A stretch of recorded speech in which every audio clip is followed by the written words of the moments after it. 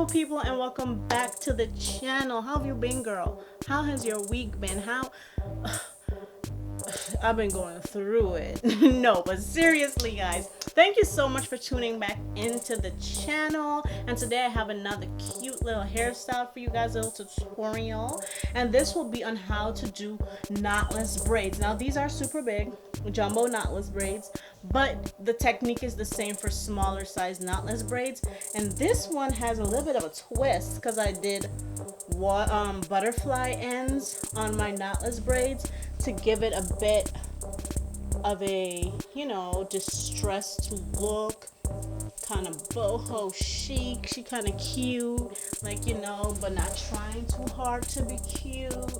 Yeah, so if you want to see how I achieve this style, go ahead and keep on watching. So here are the things that you're going to need. Of course, you're going to need shine and jam, a pair of scissors, and I ran out of the hair, so girl, this piece of paper gonna do.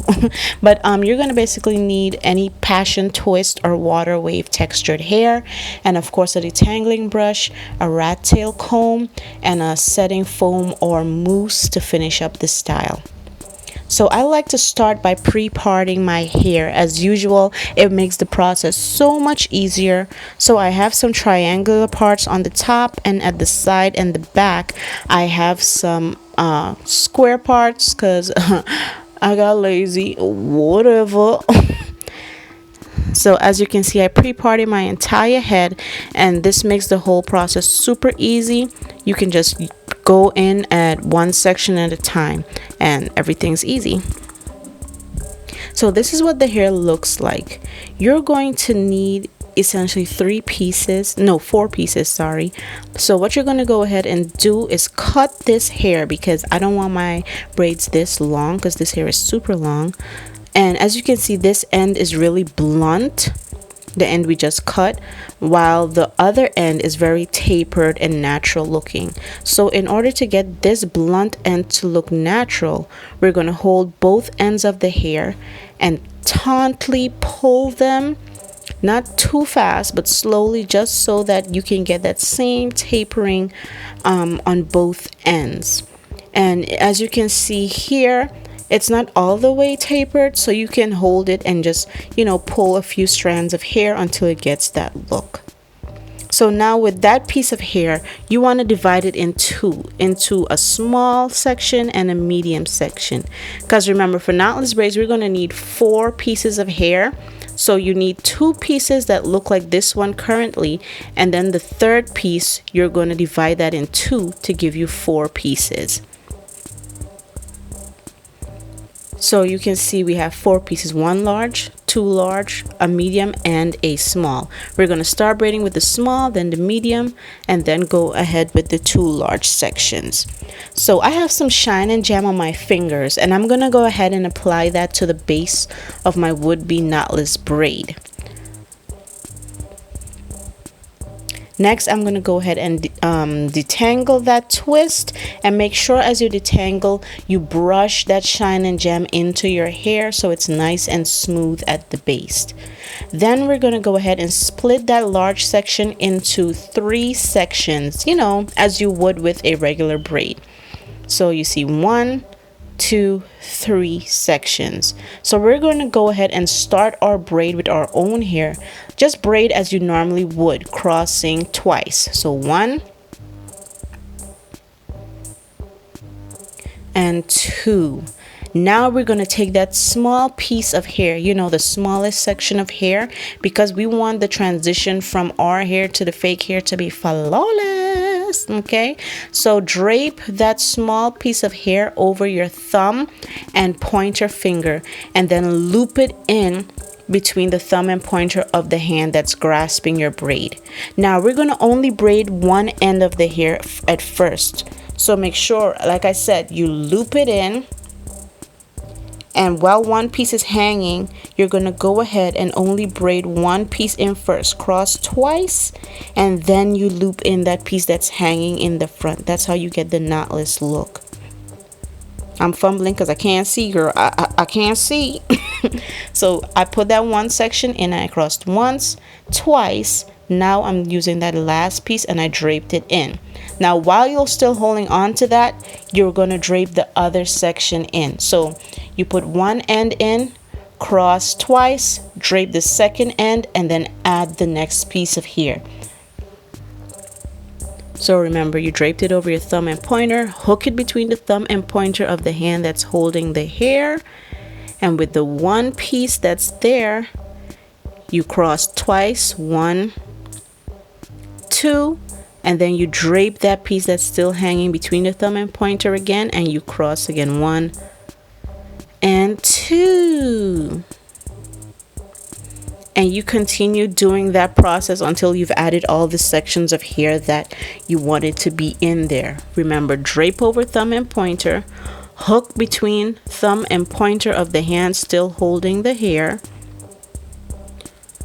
Then you only braid one piece of the hair in at first, crossing twice, then you hook that last section in, cross twice again.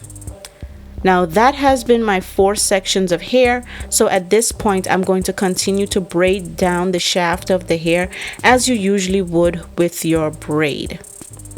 As you can see, I'm feeling my braid to make sure that it's smooth, because like I said, girl, I can't see nothing. So go ahead and braid down the rest of the hair.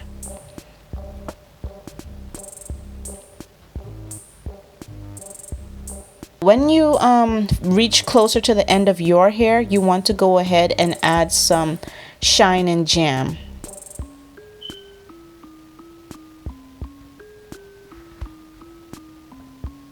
And we're adding in the shine and jam because it helps our hair to blend flawlessly with the fake hair, and our hair won't be sticking out and fraying as quickly, you know, over time.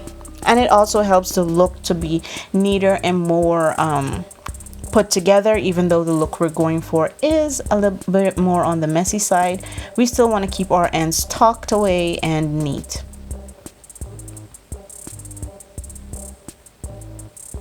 So just continue braiding down, and as you see, I'm showing you here, I'm at the point where my natural hair ends. So what I'm going to do is to tightly pull the fake hair over the ends of my hair to secure it in there, like extra tight at that point, at that line of demarcation. So now that we've passed my hair for a bit, we're going to start getting into the butterfly braids. So as you can see here, I have one section of hair that's a little bit thin. So you see, you can just go ahead and take hair, like borrow hair from other sections that may be larger, so that your braid can still look even in consistency as you braid down.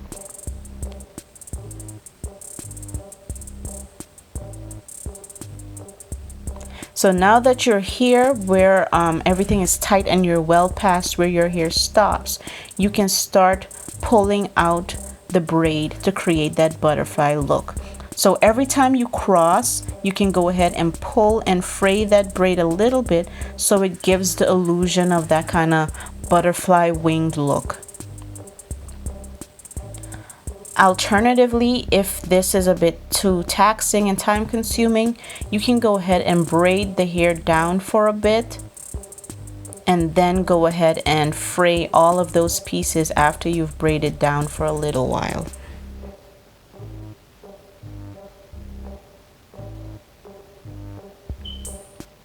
So go ahead and pull those pieces out. And this is what I started doing because the process of crossing and pull, cross and pull, cross and pull.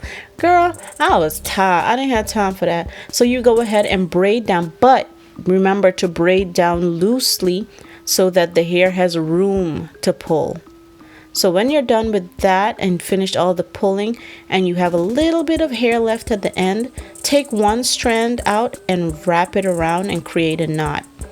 You do that by just, wrapping it around your thumb and pointer and then pulling the tail through. You know how to knot, girl. You know how to knot. And that's how the butterfly distressed ends look. So now that we're all done, of course, we're going to use our famous mousse or setting lotion, anyone you like, and you just pump some of that all over your hair.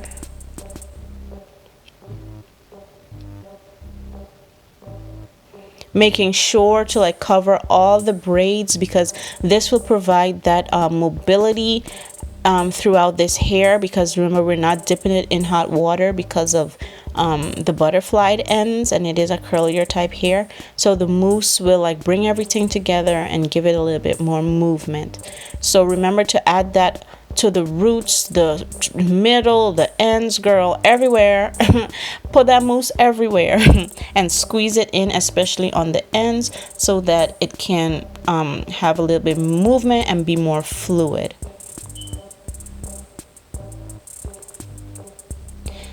Now, as you can see, I'm just showing you guys how I'm doing it on the ends, because the ends you really need to put a lot so that it can really have that movement that you need. And we also want the very ends to curl up. So that's the finished look, guys. So now I'm gonna go ahead and do my edges, some lit edges, and I'll be right back.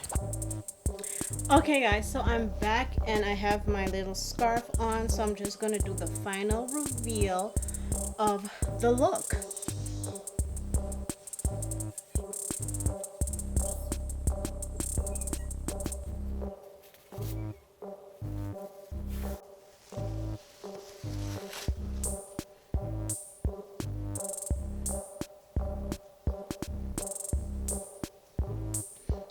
Yes, edges.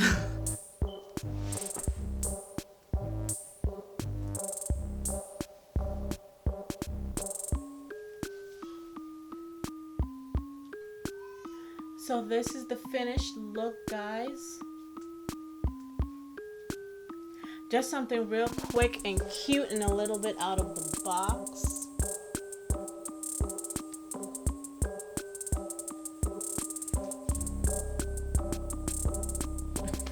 So that is it, guys, for this style. Thank you guys so much for watching once again. And if you decide to try this style, I would love it if you would come back and drop a comment and tell me how you like it. And you can go ahead and follow me on Instagram as well, so you can go ahead and tag me if you do try this style and post a picture or something about it. I would love to see that. So after you've done all that, go ahead and hit that subscribe button, and of course hit the notification bell so you'll never miss one of my uploads. So that's all I've got for you guys today. Until next time, bye bye.